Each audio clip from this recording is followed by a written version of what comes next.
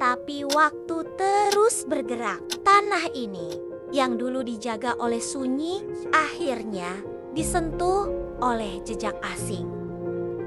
Ya, angin utara membawa layar-layar putih. Dan dari pelabuhan jauh, datanglah orang-orang yang mengaku membawa peradaban. Mereka menanam bendera, mengubah ladang jadi milik, mengubah rakyat jadi angka. Mereka siapa? Apakah itu awal dari penjajahan? VOC, serikat dagang yang lebih kejam dari pedagang. Mereka datang bukan untuk berdagang, tapi untuk menguasai. Dan kemudian, Belanda pun mengakar, menyusun hukum, mengatur napas rakyat dari atas meja kolonial. Bagaimana nasib Pandeglang saat itu? Pandeglang meski bukan pusat kekuasaan, tak luput dari cengkeram, tanah dipajak, hasil bumi disetor, jiwa-jiwa kecil dipaksa besar dalam penderitaan. Tapi rakyat tak diam. Ada perlawanan? Selalu ada, meskipun tak selalu dicatat sejarah besar. Dari kampung-kampung sunyi, dari surau dan langgar, muncul suara, cukup sudah. Siapa yang memimpin?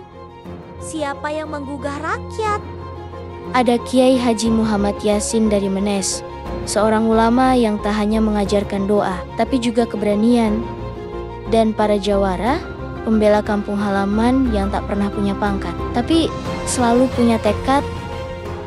Mereka bertarung dengan apa? Dengan golok, dengan seruan takbir, dengan semangat yang tak bisa dibungkam. Kadang mereka kalah di medan fisik, tapi menang di medan batin, karena mereka tidak tunduk. Tapi sejarah terus berputar. Dan ketika Belanda melemah, datang Jepang, bukan? Betul, tahun 1942. Langit berubah lagi. Namun rakyat segera tahu, penjajahan hanya berganti seragam. Romusha dimulai.